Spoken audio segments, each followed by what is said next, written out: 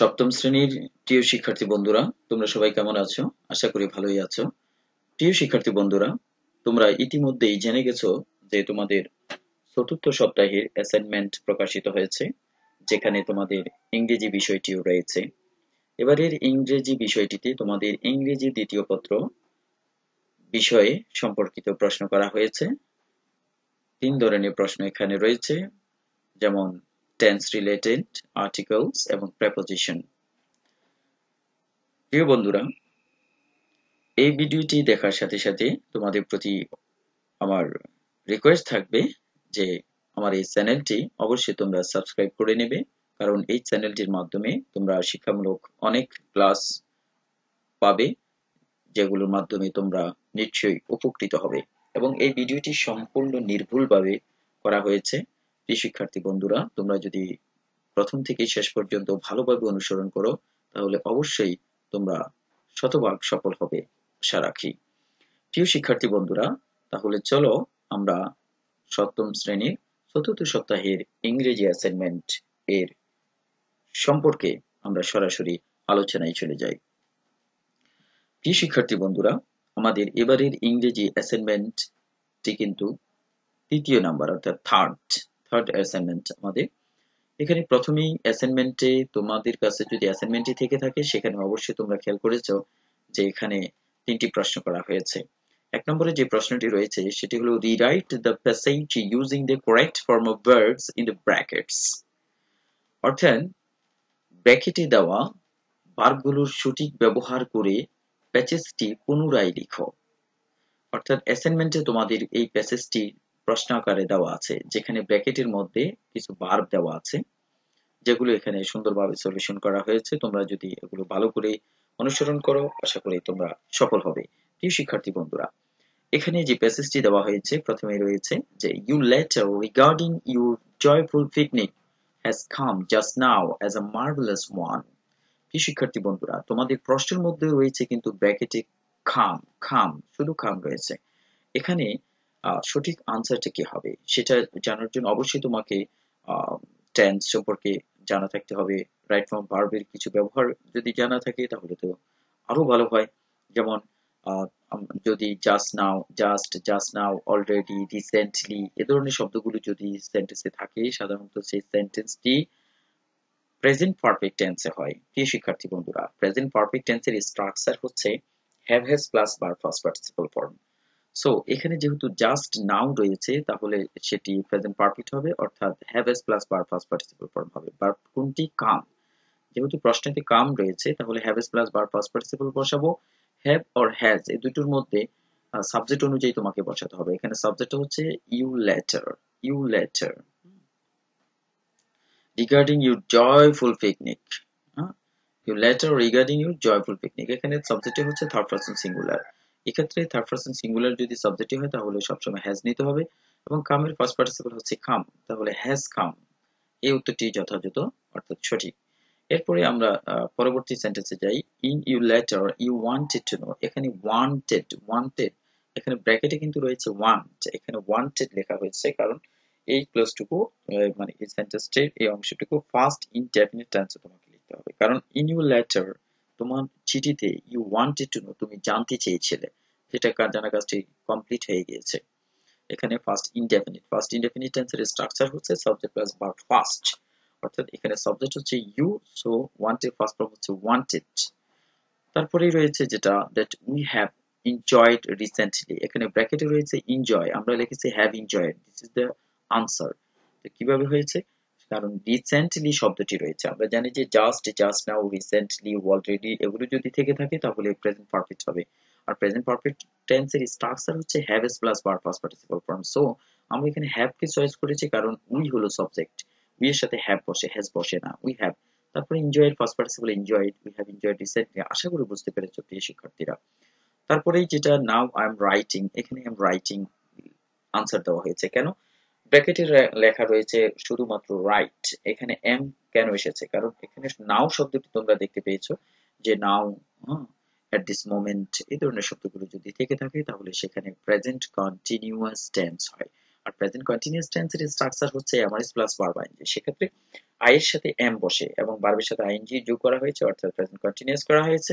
তারপরে we the students of class 7 chose Sonargaon.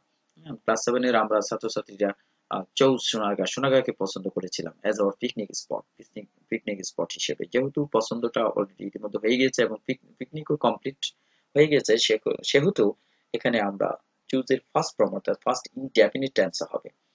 First form choose আমরা এখানে লিখেছি, হ্যাঁ এখানে চোজ লিখেছি, চুজ নয়। তারপরে আছে উই ওয়াটা আমরা এখানে কিভাবে লিখলাম, আমাদের এখানে ব্র্যাকেটে কিন্তু প্রশ্নের মধ্যে তোমাদের অ্যাসাইনমেন্টে যদি খেয়াল করে থাকো ওই প্যাসেজে দেওয়া আছে ব্র্যাকেটে বি মানে be am are is was were being been, এখান থেকে যে কোনো একটি বি ভার্ব অর্থাৎ সঠিক বি ভার্বটি তুমি এখানে ব্যবহার করতে হবে। যেহেতু এটা ফার্স্ট রিলেটেড, পিকনিকটা হয়ে গিয়েছে, সেহেতু আমরা এখানে ফার্স্ট ফর্ম গুলি বেশি ব্যবহার করব। সো ফার্স্ট ফর্ম বি ভার্বের ফার্স্ট ফর্ম হচ্ছে ওয়াজ এবং ওয়া, উই এর সাথে ওয়ার বসে, ওয়াজ বসে না, ওয়া। সো এখানে আমরা ওয়াটা হচ্ছে অ্যাপ্রোপ্রিয়েট। 30 ইন নাম্বার, আমরা সংখ্যা হলো 30 জন। One of our teachers was with us, এখানেও কিন্তু বি রয়েছে তোমাদের প্রশ্নের মধ্যে, সেই বি এর জায়গায় আমরা কি লিখেছি, ওয়াজ লিখেছি। এখানে দেখো ওয়ার লিখেছি, এখানে ওয়াজ লিখেছি। কেন, এখানে একটা জিনিস আছে যে ওয়ান অফ আওয়ার টিচার্স কিন্তু বহু বচন, আর বহু বচন হলে কিন্তু ওয়ার বসে, ওয়াজ বসে না। কিন্তু এখানে টিচার্স কিন্তু সাবজেক্ট নয়, সাবজেক্টটা হচ্ছে one of our teachers, one of টিচারদের একজন, থার্ড পারসন সিঙ্গুলার, এই জন্য আমরা ওয়াজ ব্যবহার করেছি, ওয়ার ব্যবহার করিনি। আশা করি বুঝতে পেরেছো। তারপরেই রয়েছে we reached there at about 10 AM, অর্থাৎ প্রায় সকাল 10টায় আমরা সেখানে পৌঁছে গিয়েছিলাম। এটা ফার্স্ট ইনডেফিনিট হবে, আর রিচ এর ফার্স্ট ফর্ম হচ্ছে রিচড। তারপরে we enjoyed the day very much, আমরা দিনটাকে অনেক উপভোগ করেছিলাম। দেন এনজয়েড, যেহেতু উপভোগ কাজটা কমপ্লিট হয়ে গেছে, সেখানে ফার্স্ট ইনডেফিনিট অর্থাৎ সাবজেক্ট প্লাস ভার্ব ফার্স্ট হবে। এনজয় এর ফার্স্ট ফর্ম হলো এনজয়েড, প্রিয় শিক্ষার্থীরা। তারপরে রয়েছে এট লাস্ট, পরিশেষে উই রিটার্নড হোম সেফলি, আমরা নিরাপদে বাড়ি ফিরে আসলাম। এখানে রিটার্নড, বাড়ি ফিরে আসলাম, রিটার্ন ফার্স্ট ফর্ম হবে, কারণ বাড়ি ফিরে আসার কাজটা কমপ্লিট হয়ে গেছে প্রিয় বন্ধুরা। এই জন্য ফার্স্ট ইনডেফিনিট, যে কাজটা কমপ্লিট হয়ে গেছে তার ফল এখন আর নেই, সেটা কিন্তু ফার্স্ট ইনডেফিনিট টেন্স হয়। আর ফার্স্ট ইনডেফিনিট টেন্সের স্ট্রাকচার হচ্ছে subject plus verb first. So রিটার্নের ফার্স্ট ফর্ম হচ্ছে রিটার্নড, আমরা এই জন্য ফার্স্ট ফর্ম ব্যবহার করেছি। তারপরে দেখো যে we will never forget the day, we will never forget the day, এখানে কিন্তু ব্র্যাকেটে রয়েছে শুধু ফরগেট, আমরা এখানে লিখলাম কি উইল, নেভার কিন্তু সেন্টেন্সে রয়েছে, তো আমরা উইল ব্যবহার করলাম ফিউচার ইনডেফিনিট টেন্সে। কেন, কারণ এই পিকনিকটা সম্পর্কে, হ্যাঁ এই পিকনিকের কথাটা আমরা কিন্তু ভুলবো না, এটা কিন্তু ভবিষ্যতে বোঝায়, আমরা ভুলবো না, এটা আমাদের মনে থাকবে। জন্য আমরা এখানে ফিউচার ইনডেফিনিট টেন্সের স্ট্রাকচার হচ্ছে shall will plus verb base form অর্থাৎ মূল ফর্ম। সেখানে ফরগেটে মূল হচ্ছে ফরগেট, উইল ব্যবহার করেছি, হ্যাঁ এখানে কিন্তু তুমি শ্যালও ব্যবহার করতে পারো, যে উই শ্যাল নেভার ফরগেট। হ্যাঁ সেখানে নেভার কিন্তু আমরা দুইটা ভার্বের মাঝখানে ব্যবহার করেছি, এটা যথাযথ একটা সঠিক ব্যবহার। এটা আগে পরেও তুমি নিতে পারো যে উই নেভার উইল ফরগেট, এভাবে নিতে পারো, তবে মাঝখানে ব্যবহার করাটাই সঠিক। Will never forget the day, আমরা দিনটাকে কখনো ভুলবো না। এই শিক্ষার্থীরা আশা করি 1 নম্বর প্রশ্নটা তোমরা বুঝতে পেরেছো। তারপরেই রয়েছে 2য় নম্বর প্রশ্ন। এখন 2য় নম্বর যে প্রশ্নটি রয়েছে সেখানে কি জানতে চাওয়া হয়েছে, আগে আসো আমরা একটু পড়ে নিই। 2য় নম্বর প্রশ্নটা পেজ নাম্বার 88 মানে 88 নম্বর পেজ। কোন বইয়ের, প্রিয় শিক্ষার্থীরা তোমাদের বোর্ড বই অর্থাৎ বোর্ড বই ইংরেজি 2য় পত্রে যে বোর্ড বইটি রয়েছে সেখানে 88 পৃষ্ঠায় তোমাদের সেকশন বি তে 3টি প্রশ্ন করা হয়েছে।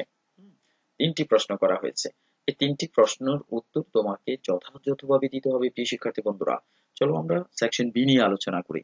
প্রিয় শিক্ষার্থী বন্ধুরা, এখানে প্রথম প্রশ্নটি যে যা সম্পর্কে তোমাদের উত্তর দিতে বলা হয়েছে সেটা হচ্ছে fill in the gaps with a, an or the and put a cross where no article is needed। প্রিয় শিক্ষার্থী বন্ধুরা, গ্যাপ গুলো পূরণ করতে হবে কিভাবে, a, an or the ব্যবহার করে, হ্যাঁ and put a cross, এবং ক্রস দিতে হবে where no article is used, no article is needed, যেখানে আর্টিকেল ব্যবহার করার প্রয়োজন নেই সেখানে তোমরা ক্রস ব্যবহার করবে, সেটাই। তাহলে চলি আমরা যে কিভাবে গ্যাপগুলো পূরণ করব। প্রিয় শিক্ষার্থী বন্ধুরা, এখানে যে গ্যাপ পূরণ করার জন্য যেটা বলা হয়েছে যে have you taken dash appointment with doctor এ তে, প্রশ্ন করা হয়েছে এ বি কে প্রশ্ন করছে যে ডক্টর এতেশামের সাথে ডক্টর এতেশামের সাথে যে অ্যাপয়েন্টমেন্ট নিয়েছো, সেখানে বি বলছে, oh yes, I taken an appointment for tomorrow. আগামী দিনের জন্য আমি একটি অ্যাপয়েন্টমেন্ট নিয়েছি। কে বলছে? বি বলছে। তাহলে প্রথমে কিন্তু অ্যাপয়েন্টমেন্টের আগে আমরা ক্রস বসিয়েছি, দ্বিতীয়ত এন বসিয়েছি। এন কেন বসিয়েছি? কারণ এটা ভাওয়েল দিয়ে শুরু হয়েছে, কেমন?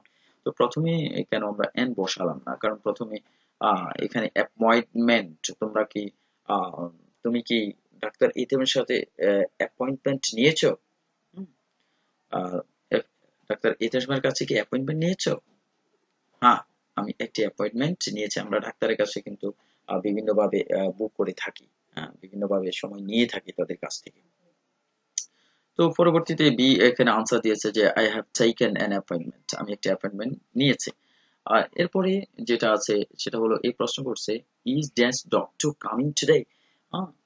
এখানে সঠিক যে আর্টিকেল সেটি কি হবে? সেটি এখানে নিশ্চয়ই দা, কারণ ডক্টর বলতে এখানে কাকে বোঝানো হচ্ছে? এতে শামকে বোঝানো হচ্ছে। অলরেডি এতে শামের কথা উল্লেখ হয়েছে, আবার যেহেতু ডক্টর নামে উল্লেখ হয়েছে, সো আমরা এখানে দা ব্যবহার করবো, অর্থাৎ এটা ফিক্সড হয়ে গেছে। Is the doctor coming today? Doctor কি আজকে আসছেন? প্রশ্ন।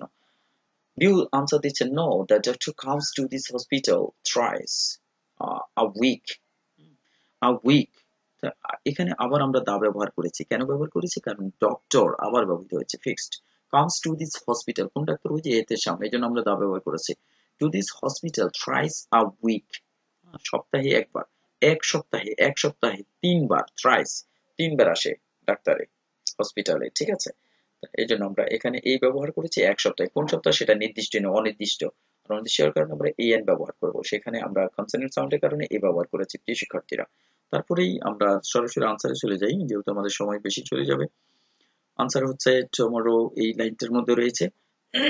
অর্থাৎ টুমরো ইজ ড্যাশ ফার্স্ট, এখানে একটি ওয়ার্ড দেখতে পেয়েছো, first. First, second, third, fourth, fifth, এই ধরনের শব্দগুলোর পূর্বে কিন্তু দা বসে, প্রিয় শিক্ষার্থী বন্ধুরা। আশা করি তোমরা জিনিসটা বুঝতে পেরেছো, ধরতে পেরেছো। First, second, third, fourth, fifth, এই ধরনের শব্দের পূর্বে দা বসে। এই জন্য আমরা এখানে দা ব্যবহার করেছি, যেটাকে অর্ডিনাল নাম্বার বলা হয়। তারপরে আছে we have to start for that doctor, the doctor. ওই যে ডক্টর আগে যেটা বললাম ফিক্সড করা আছে।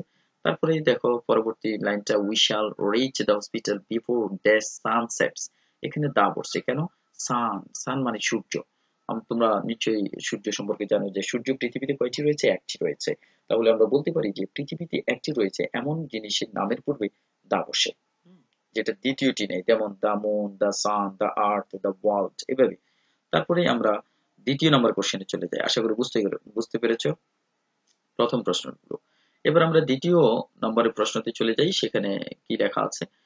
প্রথম লাইনটা পড়লাম না, দ্বিতীয় লাইনটা আমরা একটু পড়ে নিই। Good morning, can you write dash paragraph on Begum Rokeya?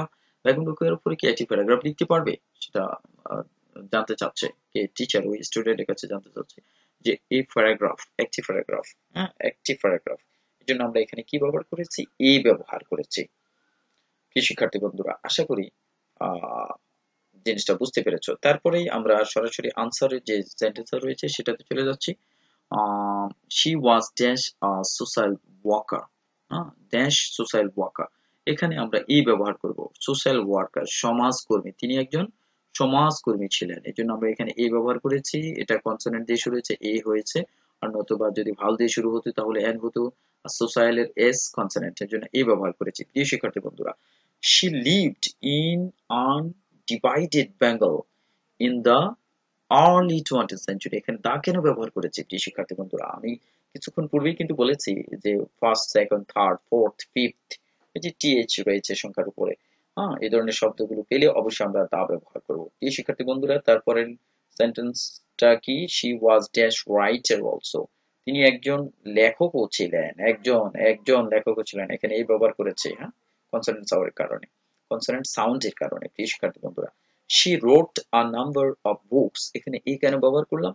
Number of, lot of, এগুলোর পূর্বে সাধারণত এ বসে। এই ফ্রেজ ওয়ার্ড গুলো তোমাকে অবশ্যই জেনে নিতে হবে প্রিয় শিক্ষার্থী বন্ধুরা। তাহলে নাম্বার অফ এর পূর্বে কি বসে? এ বসে।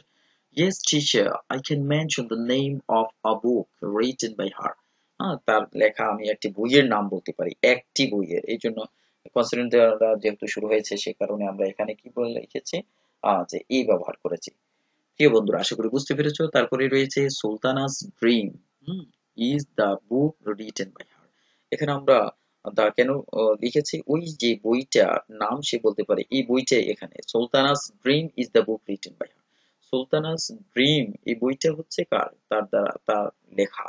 ওকে, এই জন্য আমরা এখানে ফিক্সড হয়েছে বিদায়, হ্যাঁ নির্দিষ্ট হয়েছে বিদায় আমরা এখানে কি ব্যবহার করেছি, দা ব্যবহার করেছি। তারপরেই যে সেন্টেন্সটাতে আমরা আর্টিকেল ব্যবহার করার জন্য বলা হয়েছিল যে she is from dash Rangpur, রংপুরের আগে কিন্তু আমরা এখানে ক্রস ব্যবহার করেছি। প্রিয় শিক্ষার্থী বন্ধুরা, আশা করি লক্ষ্য করেছো কেন ক্রস ব্যবহার করলাম। ক্রস ব্যবহার করেছি এই জন্য, রংপুর একটা প্লেসের নাম, একটা জায়গার নাম, এবং এটা প্রপার নাউন। ঠিক আছে প্রিয় বন্ধুরা, প্রপার নাউনের পূর্বে আর্টিকেল বসে না, এই জন্য আমরা ক্রস ব্যবহার করেছি। তারপরে আমরা 3 নম্বর প্রশ্নতে চলে যাই, সেখানেও কিন্তু আমাদের আর্টিকেল নিয়ে আলোচনা করা হয়েছে, অর্থাৎ 2-এর 3। তাহলে আমরা এখানে আর্টিকেলটা কি করা হয়েছে, যে Anupam what is dash largest continent. প্রিয় শিক্ষার্থী বন্ধুরা, এখানে দা ব্যবহার করেছি কেন বলতে পারবে? অবশ্যই আশা করি বলতে পারবে, কারণ এখানে ইএসটি আছে, এই শব্দটির শেষে ইএসটি। ইএসটি মানে কি, এখানে বেশিরভাগ ইএসটি যুক্ত শব্দই হচ্ছে কিন্তু সুপারলেটিভ ফর্ম অফ অ্যাডজেক্টিভ, অর্থাৎ superlative. Rich, richer, richest, good, better, best, best. তাহলে এই আমরা বলতে পারি যে সুপারলেটিভ ফর্ম অফ অ্যাডজেক্টিভের পূর্বে দা বসে। সুপারলেটিভ ফর্মের পূর্বে কি বসে, দা বসে, এই জন্য আমরা এখানে দা বসিয়েছি। তারপরেই আছে যে দ্বিতীয় যে সেন্টেন্সটা, ড্যাশ এশিয়া। এশিয়া, এখানে এশিয়া একটি মহাদেশের নাম। হ্যাঁ, এটা ওই যে আমরা একবার রংপুরের নামের পূর্বে আমরা কি বসিয়েছি, ক্রস বসিয়েছি। এশিয়া, এটা পূর্ব কিন্তু আর্টিকেল বসবে না, কারণ এটা প্রপার নাউন, এটা একটি জায়গার নাম এশিয়া, অর্থাৎ কন্টিনেন্টের নাম। এই জন্য আমরা এখানে কি লিখেছি, ক্রস, অর্থাৎ আর্টিকেল বসবে না। তারপরে আছে give an example of mangrove forest. হ্যাঁ, এখানে আমরা ক্রস বসিয়েছি, যেখানে অনেকেই কিন্তু এ লিখে ফেলতে পারে অথবা দা লিখে ফেলতে পারে।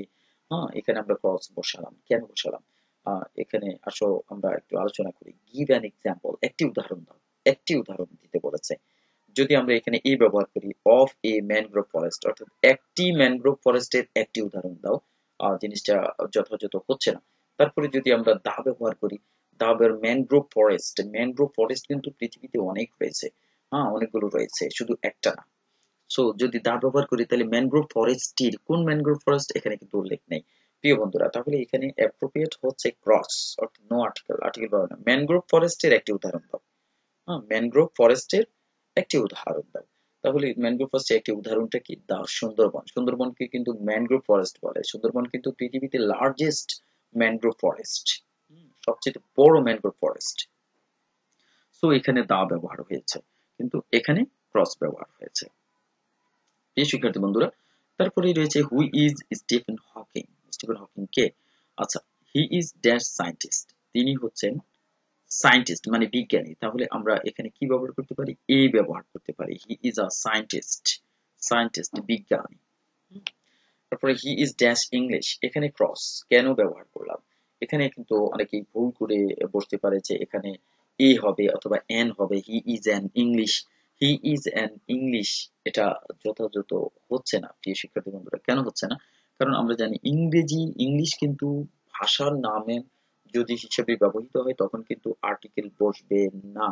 আবার আর্টিকেল বসতে পারে যদি এই ইংলিশ ওয়ার্ডের পরে আরেকটি নাউন থাকে, যেমন he is an English man, English man, এখানে যদি ম্যান থাকতো তাহলে অ্যান হতো, he is an English man.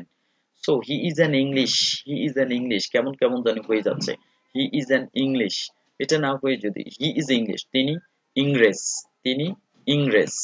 ওকে, যেমন আমরা বলি যে শি ইজ বিউটিফুল, হ্যাঁ শি ইজ এ বিউটিফুল, এটা বলি না, she is a beautiful girl, a beautiful girl. যখন বিউটিফুল বলি তখন গার্ল বলি, কিন্তু এখানে আমরা কি ব্যবহার করব, ক্রস ব্যবহার করব। আর এখানে দা ব্যবহার করব না, কেন ব্যবহার করব না, আমরা জানি যে ইংলিশ এই শব্দটি পূর্বে যখন দা ব্যবহৃত হয় তখন কিন্তু বিষয় না বুঝিয়ে এটা কিন্তু জাতি বোঝায়, অর্থাৎ ইংরেজরা, ইংরেজরা, হি ইজ দা ইংলিশ, তিনি ইংরেজরা, এটা বেমানান হচ্ছে, দাও কিন্তু এখানে অ্যাপ্রোপ্রিয়েট নয়। সো এখানে হি ইজ ইংলিশ, তিনি ইংরেজ, তিনি ইংরেজ, এটাই অ্যাপ্রোপ্রিয়েট, অর্থাৎ এখানে আর্টিকেল হবে না। প্রিয় শিক্ষার্থী বন্ধুরা, তারপরে আছে what was the objective of dash language movement, of dash language movement অর্থাৎ of the language movement। হ্যাঁ, ভাষা আন্দোলনের অবজেক্টিভটা কি ছিল? ভাষা আন্দোলনকে কিন্তু ফিস্ট করা হয়েছে। এরপরে we demanded dash cross Bangla. আমরা জানি যে ভাষার নামের পূর্বে আর্টিকেল বসে না, সেই কারণে আমরা এখানে বসাইনি। We demanded Bangla to be declared as the state language. ঠিক আছে, তো ভাষা নামের পূর্বে আর্টিকেল বসে না, সেজন্য ক্রস বসালাম। প্রিয় শিক্ষার্থী বন্ধুরা, এবার আমরা চলে এসেছি আমাদের তৃতীয় নম্বর প্রশ্নতে। তৃতীয় নম্বর যে প্রশ্নটি করা হয়েছে, choose the correct preposition from the list and fill in the gaps on, beside, at, about, in, of, into। এই ব্র্যাকেটে কিন্তু এগুলো প্রেপোজিশন। এই প্রেপোজিশন গুলো থেকে তোমাকে সঠিক প্রেপোজিশনটি তোমাকে এই প্যাসেজে সঠিক জায়গায় লিখে এটা ফিল আপ করতে হবে। তাহলে আমরা চলো ফিল আপ করি। Dance first take my cordial love. At first, এখানে এট প্রেপোজিশনটা সঠিক। সর্বপ্রথম, এট ফার্স্ট মানে কি সর্বপ্রথম। টেক মাই কর্ডিয়াল লাভ আমার আন্তরিক ভালোবাসা নেবে। Hope you are safe and sound। আশা করি তুমি কি ভালো আছো, নিরাপদ আছো। Today I'm going to tell you about my reading room। আজ আমি তোমাকে বলতে যাচ্ছি আমার পড়ার কক্ষ নিয়ে, হ্যাঁ, সম্পর্কে, পড়ার কক্ষ সম্পর্কে। About, about অর্থ হলো সম্পর্কে, appropriate preposition এখানে about। The morning sun rays enters into it and there is enough space in your circulation। প্রিয় শিক্ষার্থী বন্ধুরা, এখানে enters into, enter এর সাথে appropriate preposition হচ্ছে into। এটা ভালো করে জেনে রাখবে। and there is enough space in air circulation। air circulation এর মধ্যে, air circulation এর ভিতরে যথেষ্ট জায়গা রয়েছে। এখানে ভিতর অর্থে, মধ্যে অর্থে in বসে। there are a reading room, a chair and a bookshelf in my room। আমার রুমের মধ্যে কি আছে? রিডিং টেবিল, একটা পড়ার টেবিল আছে, একটা চেয়ার আছে, একটা বুক সেলফ আছে। ইন মাই রুম, আমার রুমের মধ্যে, আমার রুমের ভিতরে। ইন, এই জন্য ইন বসেছে। ইফ ইউ কাম, তুমি যদি আসো, you can see there are world map. হ্যাঁ, একটা ওয়ার্ল্ড ম্যাপ দেখবে। আ ওয়াল ক্লক, একটি দেওয়াল ঘড়ি দেখবে। And some beautiful wall mats, এবং কিছু সুন্দর সুন্দর ওয়াল ম্যাটস দেখবে। হাং অন দ্য ওয়াল, ওয়ালের উপরে ঝুলানো। এই জন্য এখানে অন ব্যবহার হয়েছে, ওয়ালের উপরে সংলগ্ন হয়ে, যেগুলো ঝুলিয়ে আছে, ওয়ালের সাথে লেগে আছে। এই জন্য আমরা এখানে সঠিক প্রেপোজিশনটা ব্যবহার করলাম, সেটা কি অন। তারপরে আছে যে the book self is kept beside the table. যে বুক সেলফটা আছে ঠিক টেবিলের পাশে, পাশে অর্থে বিসাইড বসে। I like my reading room and I keep it neat and clean।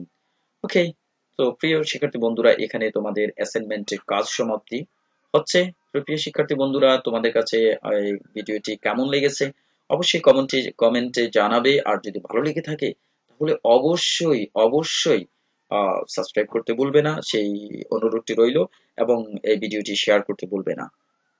ওকে প্রিয় শিক্ষার্থী বন্ধুরা, তাহলে বিদায়।